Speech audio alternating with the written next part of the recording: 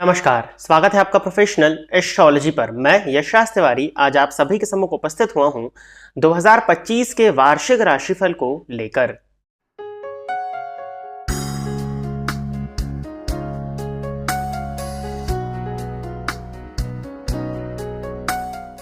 आज के इस राशिफल के कार्यक्रम में हम चर्चा करने जा रहे हैं कि वर्ष 2025 आपके लिए क्या लेकर के आ रहा है, क्या लाभ और क्या हानि।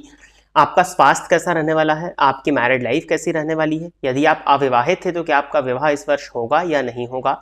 साथ ही साथ संतान से संबंधित चीजें, प्रेम संबंध को लेकर के, करियर को लेकर के, आजीविका को लेकर के एवं धन इत्यादि को लेकर के, और साथ ही साथ जीवन के अनेक मुख्य पहलू जो होते हैं उनको लेकर के आज के इस राशिफल के कार्यक्रम में हमारी चर्चा होने जा रही है। जैसा कि आप सभी दर्शक जानते हैं कि जो राशिफल का कार्यक्रम होता है वो ग्रहों के गोचर पर आधारित होता है। अब चूंकि ये वार्षिक राशिफल का कार्यक्रम है तो इस राशिफल में हम उन ग्रहों के विषय में चर्चा करेंगे जो कि स्लोवेस्ट मूविंग प्लैनेट हैं।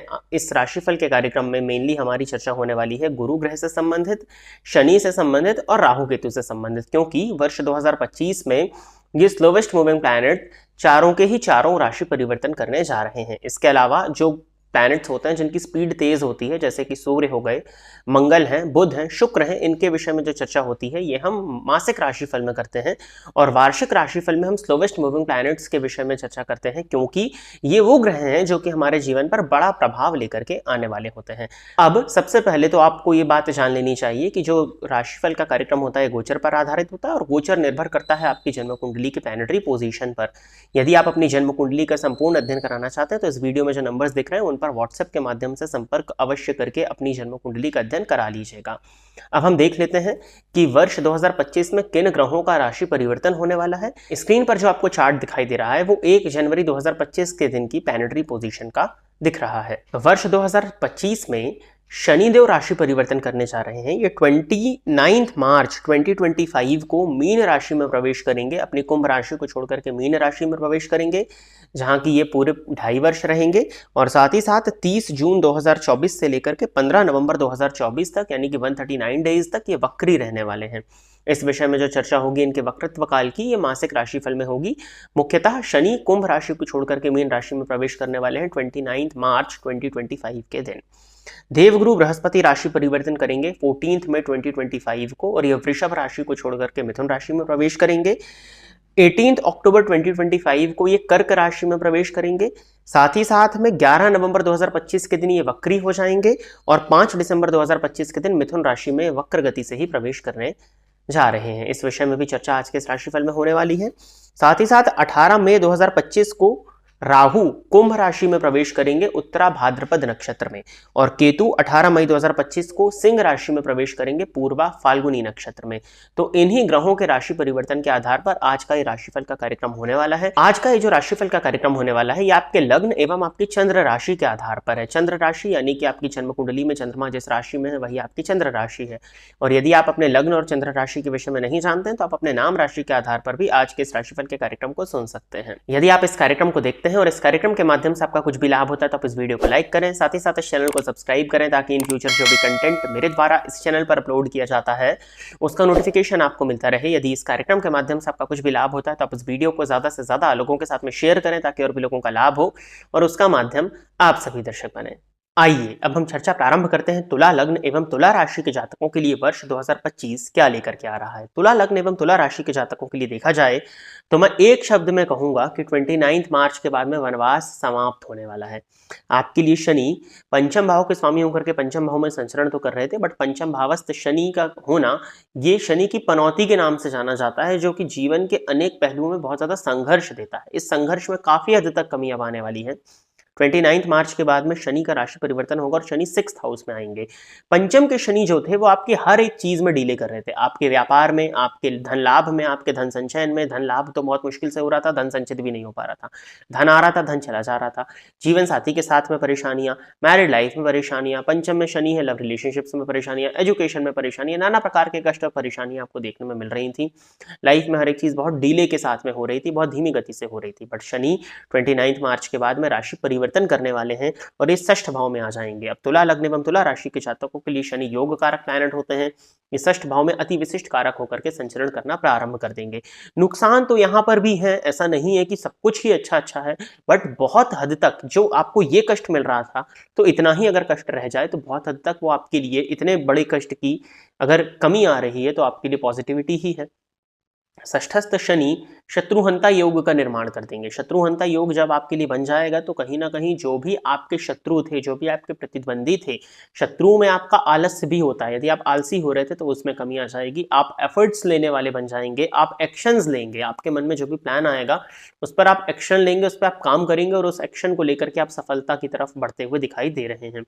षष्ठ भाव में शनि जब होंगे तो कॉम्पिटिटिव एग्जाम में भी सफलताओं को ही लेकर के आएंगे। बहुत लंबे समय से यदि आपका कोई कॉम्पिटिटिव एग्जाम नहीं क्लियर हो पा रहा था तो वो क्लियर होने के योग प्रारंभ हो जाएंगे 29 मार्च के बाद में। किसी भी तरह के डिपार्टमेंटल एग्जाम के थ्रू यदि आप प्रमोशन चाह रहे थे तो वो भी होता हुआ दिखाई दे रहा है। पढ़ाई में भी आपका मन लगता हुआ दिखाई दे रहा है, हालांकि पंचमेश का षष्ठ भाव में जाना, बट पढ़ाई में आपका मन लगते हुए दिखाई दे रहा है। मदर की हेल्थ में परेशानियां हो सकती हैं। मेंटल पीस में कुछ हद तक कमी आप महसूस कर सकते हैं। व्यस्तता की वजह से चैन और सुकून आपको थोड़ा सा कम मिल पाएगा। पंचम भाव के स्वामी षष्ठ भाव में जाएंगे तो संतान को लेकर के चिंता उत्पन्न हो सकती है। संतान को लेकर के आप चिंतित हो सकते हैं और लव रिलेशनशिप में परेशानियां आपको महसूस हो सकती हैं। हो सकता है कि आपका लव रिलेशनशिप जो अच्छा चल रहा था उसमें कमी आ जाए, आपके पार्टनर के साथ में आप कम समय बिता पाएं या पार्टनर और आपके बीच में गलतफहमियां उत्पन्न हो सकती हैं। शनि की दृष्टि अष्टम भाव पर पड़ेगी। आप अपनी स्किल्स को, आप अपने नॉलेज को बढ़ाने के लिए प्रयास करेंगे। रिसर्च इत्यादि में आपका मन लगने लगेगा। आपकी आयु की वृद्धि शनि अष्टम भाव पर दृष्टि डाल करके करेंगे। गूढ़ विद्याओं की तरफ, तंत्र मंत्र ज्योतिष इत्यादि की तरफ भी आपका मन लगने वाला है। शनि की दृष्टि 12वें भाव पर होना भी आपके लिए अच्छा है। अनियंत्रित व्यय तो नहीं होते हुए दिखाई दे रहे हैं। व्यय से ही ये विच्छेद कराएंगे तो कहीं ना कहीं व्यय आपके सही दिशा में होंगे, जहां पर होने चाहिए वहां पर ही होंगे। कंस्ट्रक्शन की फील्ड से जुड़े हुए जो लोग हैं, शूज इत्यादि का बिजनेस जो लोग करते हैं, शनि से संबंधित व्यापार करते हैं, चमड़े का करते हैं, लोहे का करते हैं, ऑयल का करते हैं, तो आपके लिए गोचर काफी फेवरेबल होता हुआ दिखाई दे रहा है। शनि की दृष्टि 12वें भाव पर होने के चलते और अष्टम भाव पर भी शनि की दृष्टि पड़ रही, बहुत लंबे समय से विदेश जाना चाह रहे थे, विदेश से जुड़कर के काम करना चाह रहे थे, तो ये गोचर आपके लिए अनेक उपलब्धियों को लेकर के आ रहा है। विदेश जाने के योग आपके लिए आने वाले 2.5 वर्ष में बनते हुए दिखाई दे रहे हैं, तो ये भी कहीं ना कहीं पॉजिटिव पॉइंट ही है। बस आपके चाचा के स्वास्थ्य में परेशानी, चाचा पक्ष से कष्ट आपको देखने में मिलने वाला है। आपके चाचा इत्यादि के मन में जलन की भावनाएं उत्पन्न हो जाएं, इस बात की संभावनाएं बनती हैं। शनि की दृष्टि तीसरे भाव पर होगी। छोटे भाई बहनों के साथ में संबंध जरूर खराब होंगे, पड़ोसियों के साथ में संबंध जरूर खराब होंगे, बट आपके सोशल सर्कल का, जो भी आपके कॉन्टेक्ट्स में लोग हैं, आपको आपके कॉन्टेक्ट्स का लाभ मिलने वाला है। आप अपने कॉन्टेक्ट्स के सपोर्ट से आगे बढ़ने वाले हैं। मित्रों का सहयोग भी आपको देखने में मिलने वाला है और पड़ोसियों से कुछ हद तक बैर जरूर होने वाली है। पड़ोसियों के मन में आपके प्रति जलन की भावनाएं उत्पन्न हो सकती हैं। कम्युनिकेशन स्किल में भी सुधार आएगा, बट वो इस तरह का होगा कि आप अपने काम को निकालने के लिए जब जैसा तब तैसा बिहेव करने वाले हैं। शनि का गोचर 29 मार्च के बाद में आपके लिए काफी फेवरेबल स्थितियों को लेकर के आ रहा है। देवगुरु बृहस्पति का गोचर अभी आपके लिए किसी बहुत अच्छे भाव में नहीं हो रहा था। 14 में कोई राशि परिवर्तन करके अष्टम भाव से निकल करके नवम भाव में आएंगे। अष्टम भाव में गुरु होने के चलते आपको पेट से संबंधित परेशानियां महसूस हुई होंगी। कुछ हद तक गुप्त रोग की स्थिति पिछले 1 वर्ष में आपने महसूस करी होगी। और तो और आपके ज्ञान का श्रेष्ठ मूल्यांकन आपने फील किया होगा कि आपको नहीं मिल पा रहा है।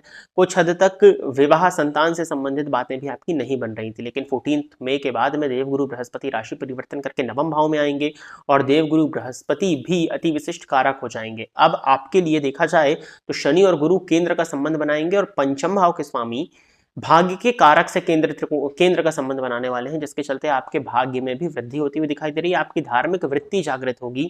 आपको आपके भाग्य का साथ मिलने वाला है। जितना आप इनपुट देंगे उससे बड़ी मात्रा में आपको आउटपुट देखने में 14 मई के बाद में मिलने वाला है। गुरु जब 9th हाउस में होते हैं तो कहीं ना कहीं आपके जो खर्च होते हैं वो धर्म पर होते हैं, धार्मिक यात्राओं पर होते हैं। धर्म कर्म के प्रति आपका मन बहुत ज्यादा लगने लग जाता है और ईश्वर के प्रति एक आस्था मन में उत्पन्न होती है, जो कि आपके आध्यात्मिक विकास को अच्छा बनाती है। और जब आप आध्यात्मिक रूप से विकसित होते हैं तो बाकी के अन्य पहलू भी आपके ऑटोमेटिकली बैलेंस हो जाते हैं या विकसित हो जाते हैं। गुरु की दृष्टि लग्न पर होगी, जो कि आपके व्यक्तित्व को भव्य बनाएगी। आपकी पर्सनैलिटी में निखार आएगा। लोग आपकी बातों से प्रभावित होंगे। आपको मान सम्मान की प्राप्ति होगी। समाज में एक अच्छे नजरिए से लोग आपको देखना प्रारंभ कर देंगे 14 मई के बाद में, जो कि एक अच्छी पोजीशन है। गुरु की दृष्टि तृतीय भाव पर होगी तो आपके पराक्रम में वृद्धि होगी, क्योंकि वो उन्हीं का घर है। आप स्मार्ट वर्क करने वाले बन जाएंगे। जिस जगह पर जितनी ज्यादा मेहनत की जरूरत है उतनी ही मेहनत आप करेंगे। जिस जगह पर जितना ज्यादा एफर्ट्स देना चाहिए उतना ही आप एफर्ट देंगे। ऐसा नहीं होगा कि आप फिजूल का एफर्ट करते जा रहे हैं। आप स्मार्ट वर्क करेंगे और आपको आपके एफर्ट्स का लाभ देखने में मिलने वाला है। सोशल मीडिया की फील्ड से यदि आप जुड़े हुए हैं, इन्फ्लुएंसर यदि आप हैं, तो भी लोग आपकी बातों से प्रभावित होंगे और आपके सब्सक्राइबर्स में, आपके फॉलोवर्स में गेन होता हुआ दिखाई दे रहा है। गुरु की दृष्टि पंचम भाव पर होगी। पंचम भाव पर गुरु की दृष्टि पड़ने के चलते जो कि आपके ज्ञान को विकसित करेगी, आप नई स्किल्स को सीख सकते हैं, प्रेम संबंध की परेशानियों को कम करने वाली होगी। संतान को लेकर के यदि चिंता थी, संतान को लेकर के चिंताएं आपकी कम होने वाली हैं।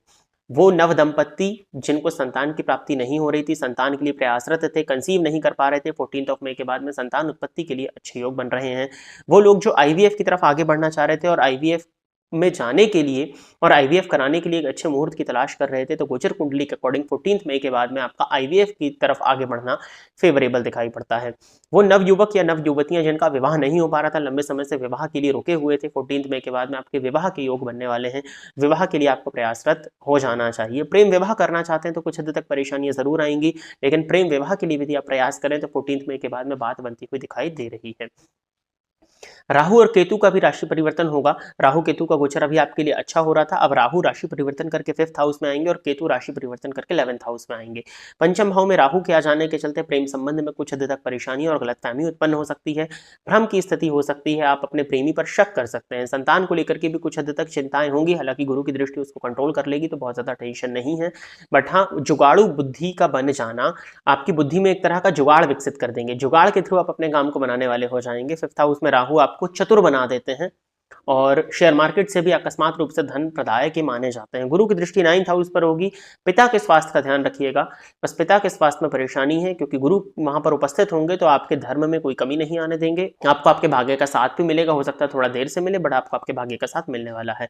राहु की दृष्टि 11वें भाव पर होगी तो धन लाभ की स्थिति तो अच्छी है ही, तो कोई बहुत ज्यादा चिंता नहीं है। बड़े भाई बहनों के साथ में संबंध जरूर आपके खराब हो जाएंगे, उस संबंध को आपको सुधार करके रखने का प्रयत्न करना चाहिए। और राहु की दृष्टि लग्न पर होगी जिसके चलते आपके व्यक्तित्व में कुछ हद तक भ्रम हो सकता है, बट चिंता नहीं है क्योंकि गुरु की दृष्टि भी लग्न पर पड़ रही है। केतु 11वें भाव में बैठ करके 3रे भाव पर, 5वें भाव पर और 7वें भाव पर दृष्टि डालेंगे। 3रे भाव पर केतु की दृष्टि का पड़ना पड़ोसियों से थोड़ा सा डिटैचमेंट फील हो सकता है, छोटे भाई बहनों से डिटैचमेंट फील हो सकता है और अपने लाइफ पार्टनर से आप थोड़ा डिटैच्ड फील कर सकते हैं। लेकिन गुरु की पोजीशन आपके लिए अच्छी है तो डिटैचमेंट हो सकता है कि आपको महसूस ही ना हो। केतु का 11वें भाव में जाना कहीं ना कहीं आपको अकस्मात रूप से धन प्रदायक तो माना ही जाता है आपके लिए। तो यदि आप शेयर मार्केट इत्यादि में इन्वेस्ट कर रहे थे तो आप इन्वेस्ट कर सकते हैं, बट हाँ आपको लॉन्ग टर्म में इन्वेस्टमेंट करना चाहिए, शॉर्ट टर्म में इन्वेस्टमेंट करने से बचना चाहिए। ओवरऑल तुला लग्न एवं तुला राशि के जातकों के लिए समय अच्छा है, थोड़ी बहुत ही परेशानी है, बाकी वर्ष 2025 काफी आपकी परेशानियों को दूर करने वाला और एक अच्छे समय का अनुभव आपको कराने वाला होने वाला है। उपाय के तौर पर आपको राहु के मंत्र का जाप यदि आप कर सकें तो राहु के मंत्र का आपको जाप करना चाहिए। गणेश अथर्व शीर्ष का पाठ यदि आप स्वयं से नित्य करते हैं तो ये उपाय करना आपके लिए अच्छा होगा।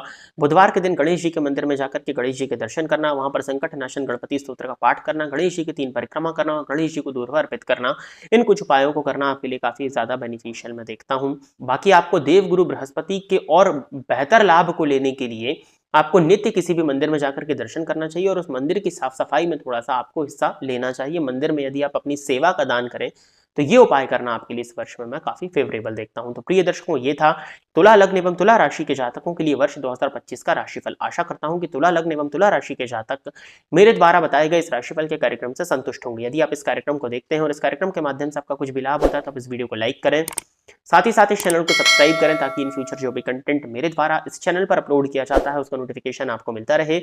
यदि इस कार्यक्रम के माध्यम से आपका कुछ भी लाभ होता है तो आप इस वीडियो को ज्यादा से ज्यादा लोगों के साथ में शेयर करें ताकि और भी लोगों का लाभ और उसका माध्यम आप सभी दर्शक बने। आज के इस कार्यक्रम में बस इतना ही रखते हैं। नमस्कार।